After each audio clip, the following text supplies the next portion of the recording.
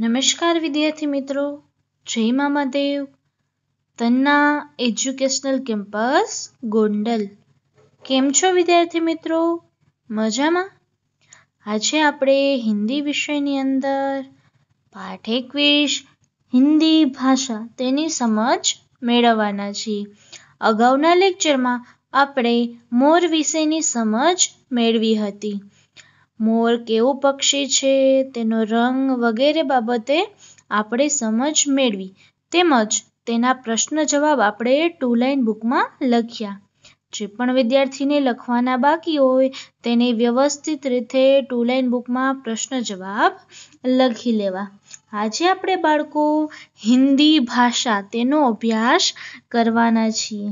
તો બાળકો, આપણા દેશની અંદર ઘણી ભાષા બોલાય છે, જેમ કે ગુજરાતી, મરાઠી, હિન્દી, ઇંગ્લિશ, ઉર્દુ વગેરે ભાષા બોલાય છે. તેમાંની એક ભાષા છે હિન્દી ભાષા.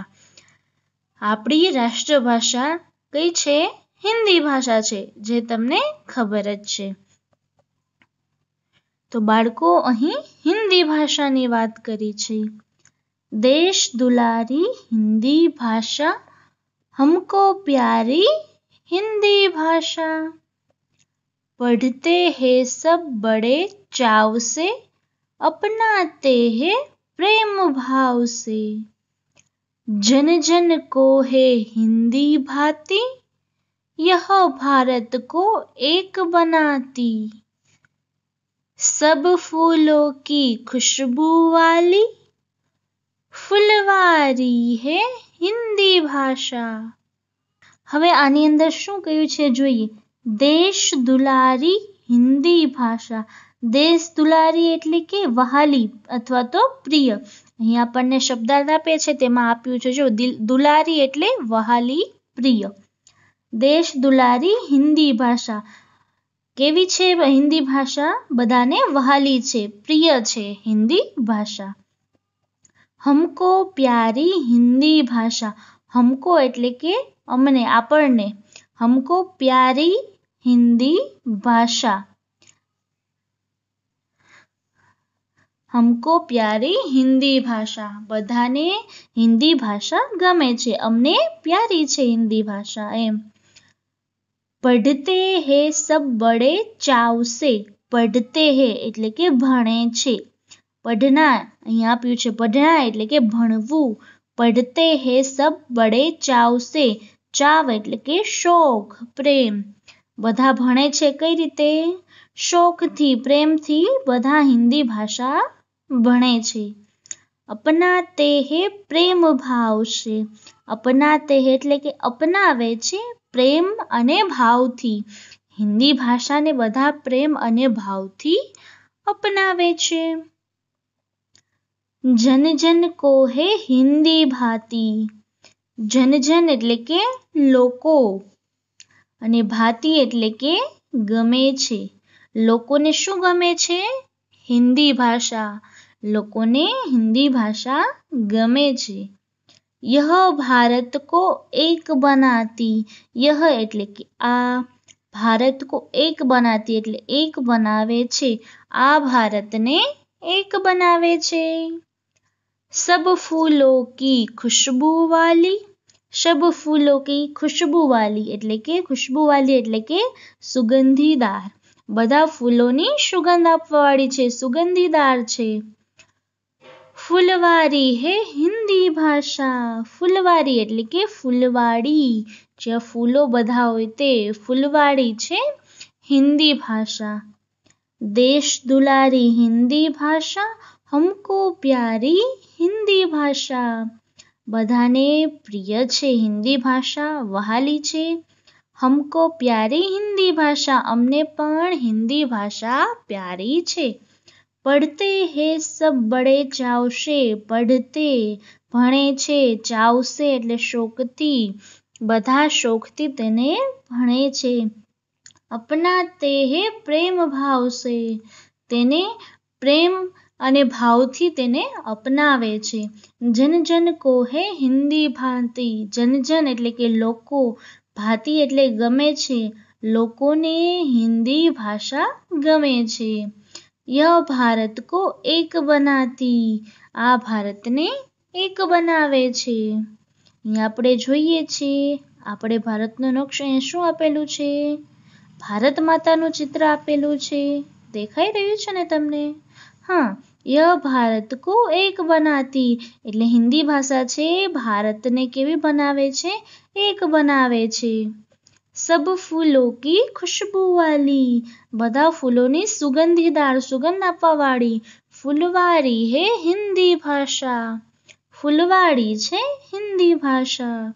અહીંયા આપણે જોઈએ આની અંદર જે શબ્દોનો ઉપયોગ થયો છે તેનું અહીં શબ્દાર્થમાં સમજાયેલો છે. દુલારી એટલે કે વહાલી, પ્રિય.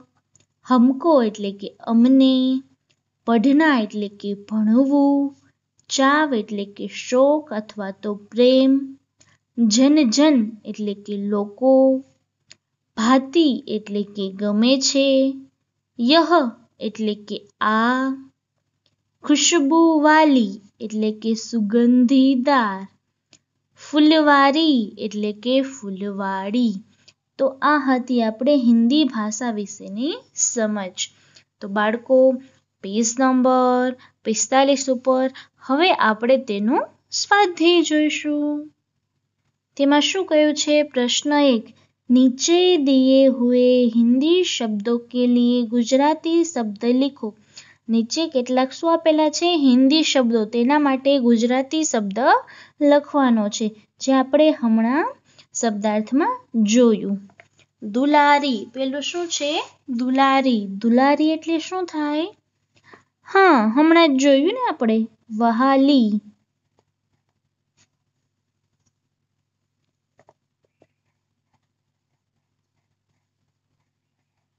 અથવા તો પ્રિય. વહાલી અથવા તો પ્રિય. પછી છે ચાવ. ચાવ એટલે કે હા, બહુત અચ્છા. શોક અથવા તો પ્રેમ. ચાવ એટલે કે શોક અથવા તો પ્રેમ. પછી છે હમકો. હમકો એટલે કે હા, અમને. હમકો એટલે કે અમને. પછી છે ફૂલવારી. ફૂલવારી એટલે કે ફૂલવાડી. ફૂલવાડી. પછી છે પઢના. પઢના એટલે કે ભણવું. હા, બહુત અચ્છા, ભણવું. યહ. યહ યાની આ. ઓકે બાળકો, તમારે પણ આવી રીતે વ્યવસ્થિત રીતે લખી લેવાનું છે સારા અક્ષરે. ઓકે બાળકો, આ હતો આપણો પ્રશ્ન નંબર 1. પછી છે આપણો પ્રશ્ન 2. નીચે પૂછે હુએ પ્રશ્નો કે ઉત્તર लिखो. નીચે કેટલાક પ્રશ્નો પૂછેલા છે, તેનો જવાબ આપણે લખવાનો છે. તેમાં પહેલો પ્રશ્ન શું કીધો છે? હિન્દી દેશ કી કૈસી ભાષા હૈ? હિન્દી દેશની કેવી ભાષા છે? હમણાં જ આપણે સમજ્યા હતા. તમે કહો જી. હા, દેશ કી દેશ દુલારી. દુલારી એટલે કે દેશની પ્રિય, વહાલી ભાષા છે. છે ને બાળકો? તો આપણે તેનો આન્સર અહીં લખીશું પૂરા વાક્યમાં. हिंदी देश की, हिंदी देश की देश दुलारी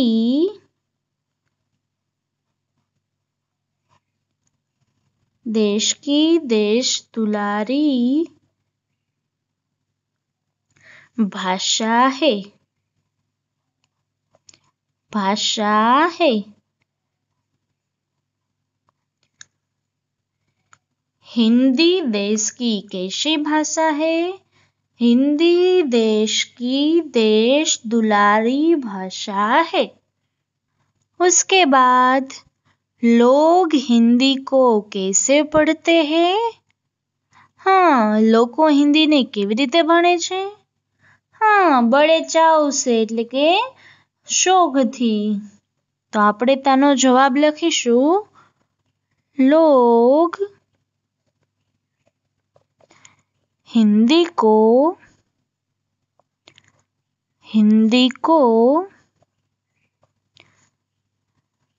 बड़े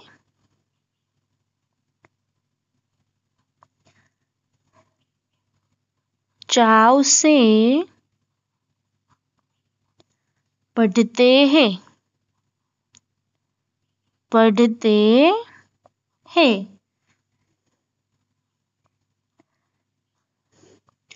लोग हिंदी को बड़े चाव से पढ़ते हैं।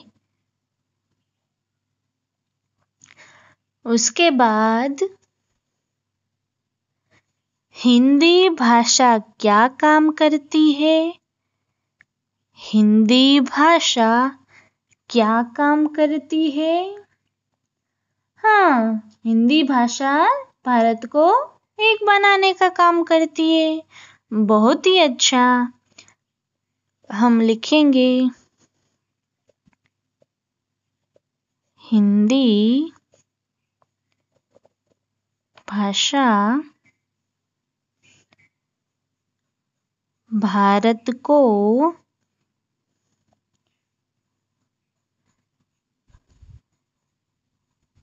एक बनाने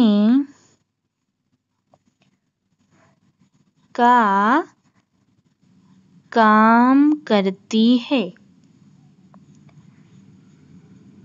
काम करती है। हिंदी भारत को एक बनाने का काम करती है। हिंदी भाषा भारत को एक बनाने का काम करती है। તો બાળકો આ હતા આપણા પ્રશ્નોના જવાબ. તો તમારે આ સ્વાધ્યાય વ્યવસ્થિત સારા અક્ષરે તમારે તમારી બુકમાં લખી લેવાનું છે. ઓકે બાળકો? અને પ્રશ્નોના જવાબ પણ તમારે બરાબર રીતે યાદ રાખી લેવાના છે. ઓકે બાળકો? हाँ, बहुत ही अच्छा. તો બાળકો આ હતું હિન્દી ભાષા વિશેની સમજ. ઓકે બાળકો? હવે આના પછીનો અભ્યાસ આપણે પછીના લેક્ચરમાં જોઈશું. ત્યાં સુધી જય મામાદેવ.